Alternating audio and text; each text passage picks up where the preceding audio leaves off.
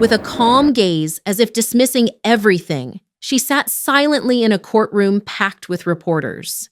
Facing a severe sentence, her expression never changed. Not once did she turn to look at the victim's parents, who were also her own. Her name is Lori Vallow Daybell, often referred to as the Doomsday Mom. Lori Vallow was once seen as the perfect mother, devoted, active in church, the kind who threw lavish birthday parties and captured radiant family moments that looked like postcards. But behind that bright image lay a brutal truth. The bodies of two innocent children were found buried in Chad Daybell's backyard, a community torn apart by twisted religious beliefs, and a trail of crimes stretching from Arizona to Idaho that shattered the admiration she once inspired. People once believed Lori had been manipulated by a controlling man. Then they began to wonder the opposite, that she might have been the one who drew her husband into a doomsday delusion. During court hearings, investigators described how Lori believed her son was a shell possessed by a dark spirit, and that releasing his soul was part of the sacred mission she believed she had been given. The Lori Vallow case haunts because of her unsettling calm. She shed the role of mother and adopted the title of Warrior of Light, as if changing outfits. In one testimony, she calmly declared, "My child has been reborn in a higher kingdom." When belief outgrows reason and sweeps away even the bonds of family, a case like this becomes a maze of shadows, challenging every boundary of morality and faith. When belief is no longer a place to rest, but becomes the reason to destroy what we love, then what is left for us to believe in? Lori Vallow was born on June 26, 1973, in San Bernardino, California, into a middle-class family that belonged to the Church of Jesus Christ of Latter-day Saints, Mormon. The youngest of 5 siblings, Lori grew up in a strict yet warm religious environment, where family values and faith were held above all else. From an early age, she stood out with her beauty, blonde hair, a radiant smile, and an effortless charm that drew attention. Childhood friends remembered Lori as an energetic girl who loved church activities, often joining the choir and taking part in community events. As she entered her teenage years, Lori began to show a strong personality. She had a passion for fashion and often experimented with hairstyles and outfits to enhance her appearance.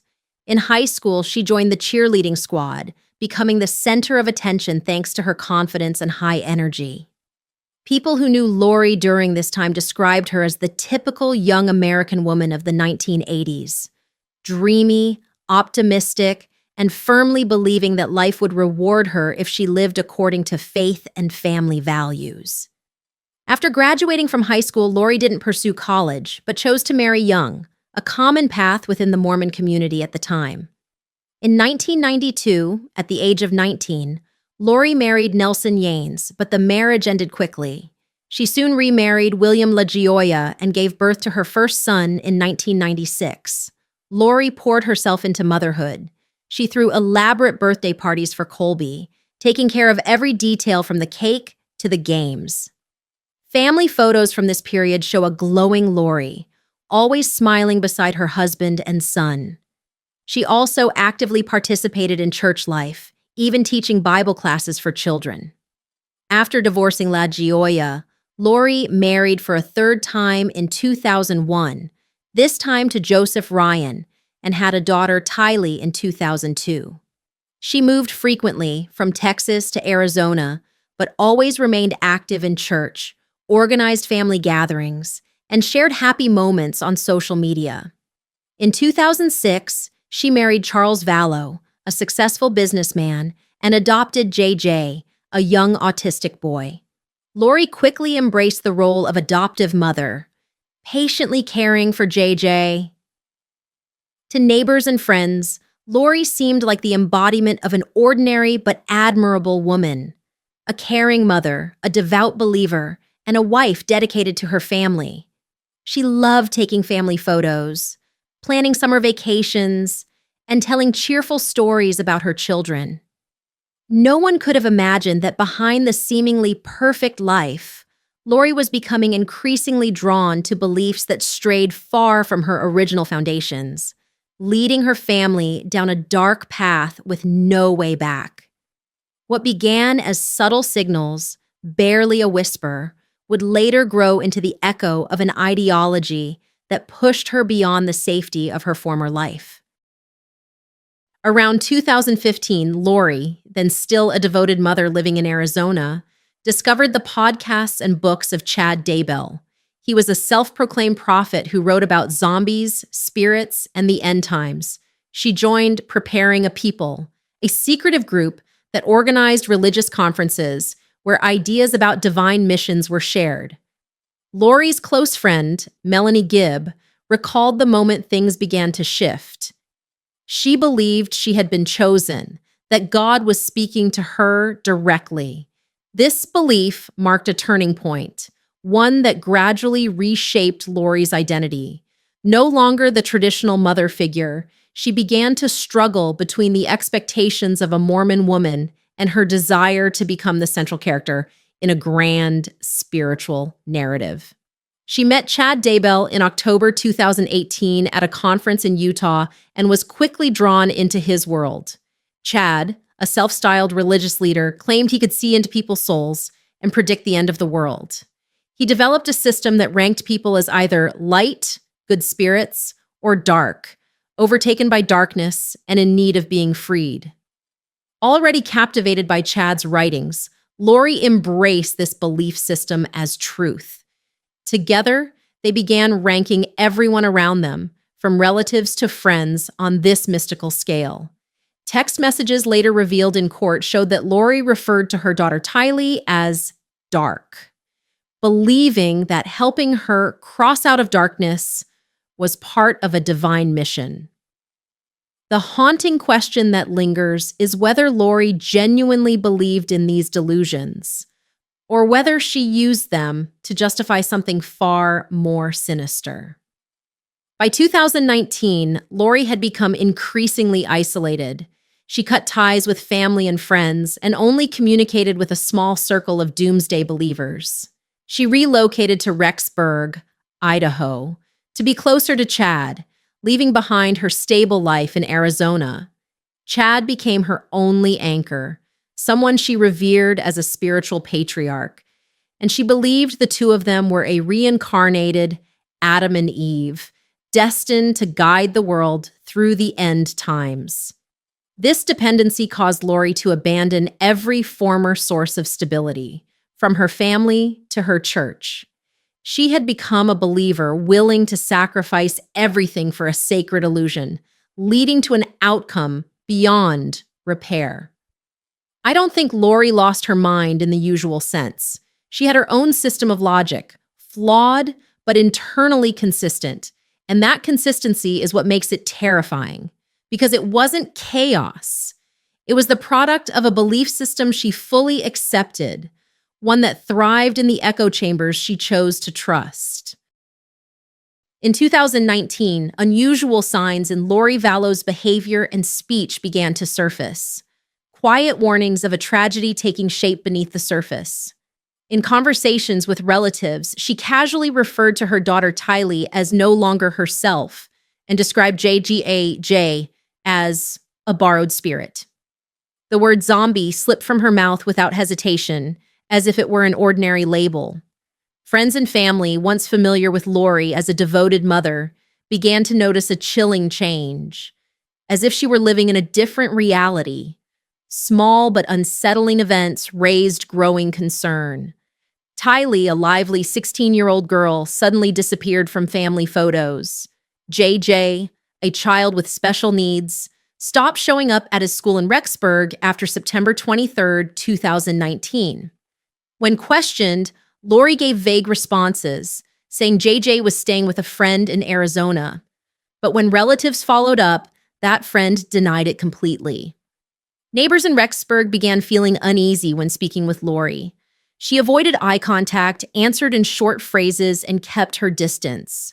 These once familiar exchanges now carried a heavy sense of unease, as if Lori was hiding something no one could quite name. Lori's siblings, including her sister-in-law Annie Cushing, noticed something was off in her demeanor. They felt an increasing distance, especially after Lori cut ties with most family members following her move from Arizona to Idaho to be near Chad Daybell.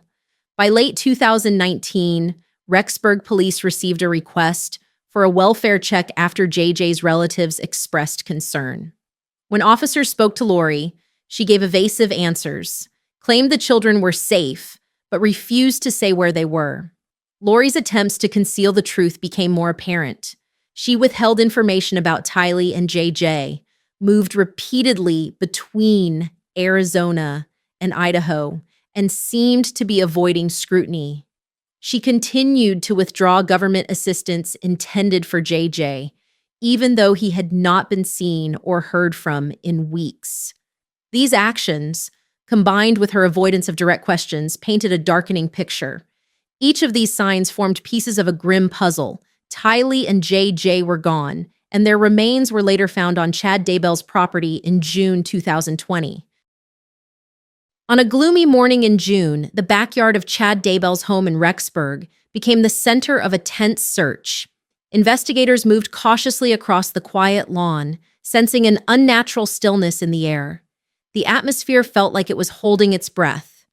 With shovels in hand, the team split up to inspect each corner of the property, eyes sharp but weighed down by an unspoken heaviness. They were following a lead from Alex Cox's cell phone data, Lori's brother, which placed him on the property at the exact time frame when Tylee and JJ went missing. When an officer reached a patch of soil near a tree, the mood shifted. A plastic bag emerged. Inside were the remains of JJ, wrapped tightly, as if someone had tried to bury the truth along with him. The image of the boy, whose smile once lit up family photos, was now only a distant memory. Not far from that spot, beneath scorched earth, they found more remains, unrecognizable fragments pointing to a cruelty beyond words. In that moment, the silence shattered, replaced by the investigators' quiet, grief-stricken sighs. A seasoned officer would later describe it as a feeling like your heart is being crushed.